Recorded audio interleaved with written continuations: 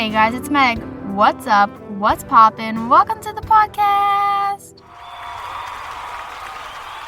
Some of us scroll through social media and see a certain aesthetic. So let's talk about Cottagecore. The source that I used is once again aesthetic-fandom.com. We already know how I feel about this website. So let's just frolic. Oh my god, yes, let's frolic as we talk about Cottagecore. You know what? Let's add some little bird noises here. That just screams Cottagecore. So Cottagecore is also known as farmcore and countrycore. It's also said to be kind of controversial. I didn't know that. Did not know that. Did I write down that? I don't think I did. Hey, what's up? It's Editing Meg, and apparently it is controversial because of the following reasons. It romanticizes an idealized rural life, incompatibility with modern life escapism, aka unrealistic fairy tale life, lack of diversity, romanticizing traditional gender roles, and commercialization. A lot of big words. I hope you understood me. But anyways, the origin. 2010s. The 2010s. It goes back to 2019 Tumblr. Do y'all remember Tumblr? Tumblr was something else. I keep saying I'm going to get back into Tumblr because I got an email the other day that my Tumblr account turned. Let's see. Let's do it right now. Because I saved it. What was it? It's under this. 10. Oh my god, a decade. On June 25th, my Tumblr account turned 10 years old. That is insane. Do people even use Tumblr anymore? I'm seriously going to go on to Tumblr after this podcast episode. Do they have an app? They have to. Do I download the app? We are skirting so far. Update. They do, in fact, have an app, and I may or may not have downloaded it. And let me just say, if I was to have re-downloaded Tumblr, 10 out of 10, recommend. I forgot how fun it is. And there are still people who use it. Definitely not as many as before, but there are still people who blog, and it's all just dark, emotional quotes and really artistic pictures. And I love it. I love it here, and you should come join me. Should we do a Hey Guys, it's Meg on Tumblr? Guys, do I do that? Let me know. But anyways, Tumblr, animated show, Moomin Valley. It's literally said popularized this.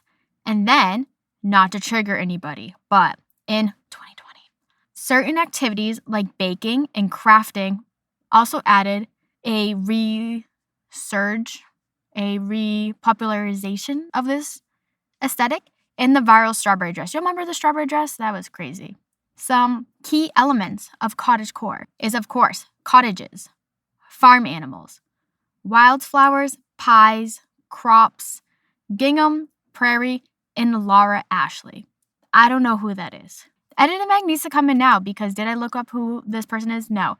She's probably a character on somebody's show, but I did not look this up.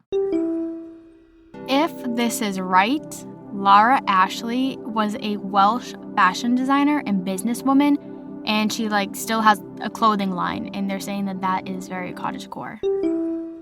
Thank you for that. The colors of cottagecore are greens, browns, yellows, creams, and off-whites. The key values is rejection of modernity. What is with these big words?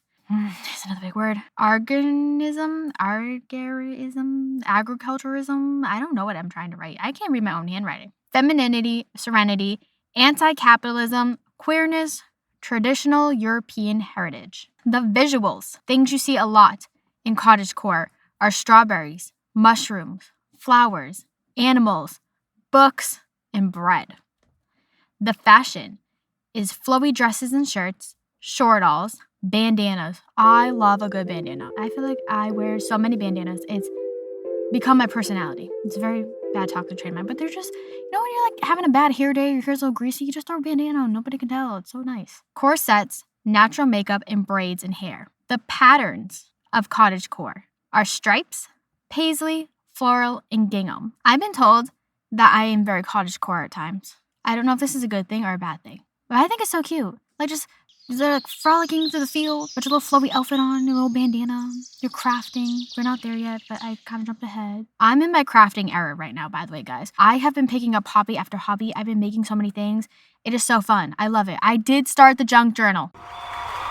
If you have been following me this podcast season, you've known how much I've been talking about junk journaling, and I finally started it, and I am so happy. It is so cute. It's so fun. Everybody needs to hop on this journal trend. For media, before we skirt too much. For movies, it said, The Sound of Music, Little Woman, and any of the Barbie movies. Not like Barbie as in like the one that just came out last year, Barbie, but like, like the Princess and the Pea one, and like all those ones. I don't know why I said Princess and the Pea. I was thinking of The Princess and the Pauper. What a great Barbie movie. I kind of want to rewatch it, but it was like those types of Barbie movies they were talking about. For TV, it said Little House on the Prairie and Angelina Ballerina. Y'all remember Angelina Ballerina? She was a little mouse that was a ballerina. It was a cartoon. I was obsessed with her. I had her, some of my teachers came to like my dance show when I was in first grade, and they brought me an Angelina Ballerina stuffed animal. And I'm pretty sure I have her. She's somewhere in my house because I refuse to get rid of her. I loved that show. Some books, I haven't read a single one. I think I need to add this to the TBR, even though my TBR is way too long. Pride and Prejudice by Jane Austen. The Secret Garden by Frances Hodgson's Burnett. That's all I wrote down. For music, it said Fleetwood Mac. We love Stevie Nicks. And the Beatles. Activities, they said picking flowers, sewing, knitting, crochet, embroidery, gardening, writing poems, baking, picnics, and reading. Maybe I am cottagecore because I love every single one of those. Not the sewing, knitting, or crocheting because I can't do it. I wish I could, but I can't. But embroidering, oh my God, not to skirt, but we're skirting a lot this episode. But on my Pinterest, I keep seeing bandanas and people are embroidering little flowers on them and they look so cute and fun. And then I look at the price and they're like $50. And I'm like, that's a 99-cent bandana. And your embroidery string does not cost that much. Like, I get it. You want like to pay for the effort you're putting in, but $50, that just seems like a lot. Like, why not like 15, 10, maybe 20 the max, depending on how detailed the flowers are. But I want to try and do it. My mom's supposed to teach me and we haven't done it yet. I'm going to remind her today now that I've reminded myself with this podcast episode, but I just think it's so cute and I'm in my crafting era and you all need to be in it too. It is so fun. But what do you guys think about cottagecore? Do you love it? Do you hate it? I clearly love it. I'm clearly cottagecore. Like, I just think it's so fun, like frolicking through the little fields. You're sitting in your little cottage. You have some bread fresh out the oven. You're reading your little bookie books. You have some tea. You have a little bandana in your hair. That just sounds so nice and calming. It's so fun and relaxing.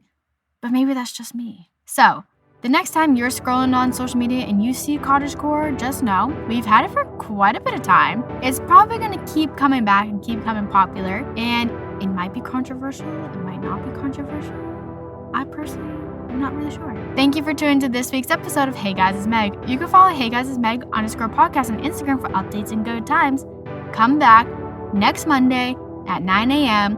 for, I can't believe I'm about to say this, our season finale.